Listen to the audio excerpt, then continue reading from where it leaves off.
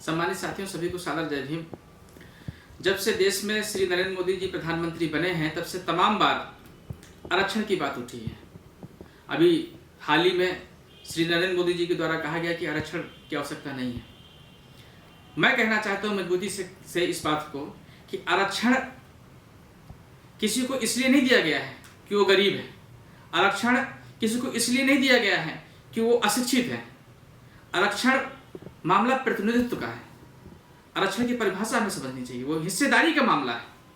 हर जगह पर हर समाज के व्यक्ति की हिस्सेदारी सुनिश्चित हो सके, इसके लिए आरक्षण लाया गया था। तो आरक्षण की आवश्यकता क्यों नहीं है? क्या आज समानता आ गई है? क्या जो जितने लोग हमारे SC ST OBC के होने चाहिए थे सरकारी पदों में, क्या उतने हो चुके हैं?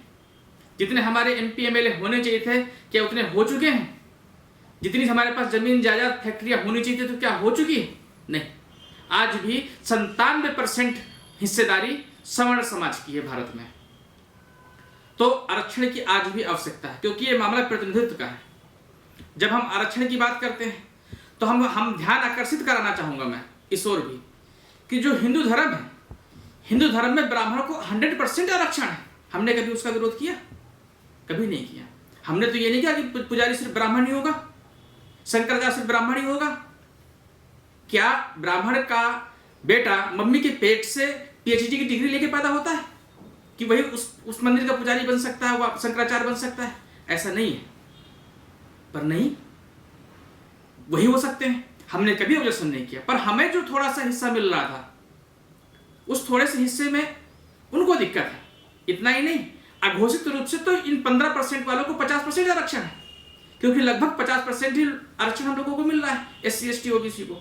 और उस बाकी जो 50% है उसमें हम लोग आवेदन नहीं कर सकते हैं। ऐसा ये लोग नियम बनाए बैठे हैं। तो अघोषित रूप से 15% जिनकी आबादी है भारत के अंदर, ब्राह्मण क्षत्रिय वैश्य की, वो 15% के लोग 50% हिस्सा खा रहे हैं।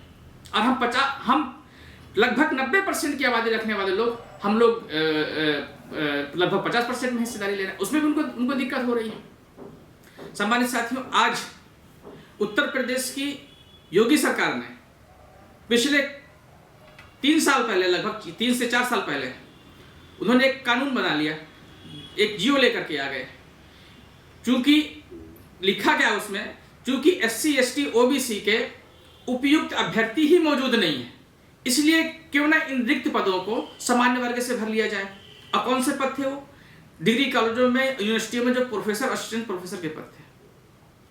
जब ये सवाल उठाया गया सरकार से कि भाई आपने आवेदन कितनी बार निकाला, विज्ञापन कितनी बार निकाला, आपने कोई विज्ञापन कॉल किया? बोले नहीं। नियम ये कहता है कि पहली बार आप विज्ञापन जारी करिए, अगर आवेदन नहीं आता है तो दोबारा विज्ञापन जारी करिए, फिर आवेदन नहीं आते हैं तो तिबारा विज्ञापन जारी करिए। जब तीनों बार नहीं आते हैं तब आप ऐसा कर सकते हैं।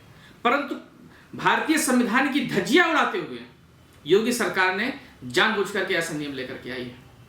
सम्मानित साथियों, आज देश जब से आजाद हुआ, बड़ी मुश्किल से हम लोगों को थोड़ा सा हक और अधिकार मिल पाया है। हजारों सालों की गुलामी है हम लोगों की। हजारों सालों से हम लोगों को गुलाम बना करके रखा गया।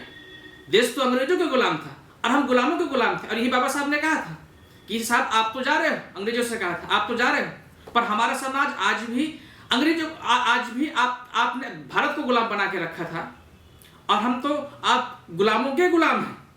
यानी कि आप हमें आज़ादी तो दे के जा रहे हो, पर जिनसे आज़ादी हमको चाहिए उनके तभी हम गुलाम बने ही रहेंगे। इसलिए आरक्षण की व्यवस्था लेकर के वो आए थे, ताकि हमारा समाज आगे बढ़ सके। सम्मानित साथियों, इस आरक्षण के मुद्दे पर पूरे देश में एक जन आंदोलन खड़ा होना चाहिए। और मैं इस बात को मजबूती से कहना चाहता हूं कि राष्ट्रीय शोषित समाज पार्टी इस अभियान को लेकर के चलेगी। और आरक्षण पर किसी ने उंगली उठाया, आरक्षण को खत्म करने की किसी ने कोशिश की, भारतीय संविधान की तरफ किसी ने आंख उठाने की कोशिश की, तो हम लोग बाबा साहब की संतानें हैं, उनको बख्शा नहीं जाएगा। जो भी तरीका अपनाना होगा वो तरीका अपनाया जाएगा, पर कतई इसको होने नहीं दिया जाएगा। इन्हीं सभी बातों के साथ बहुत बहुत धन्यवाद। जय भीम, जय भारत, जय संविधान।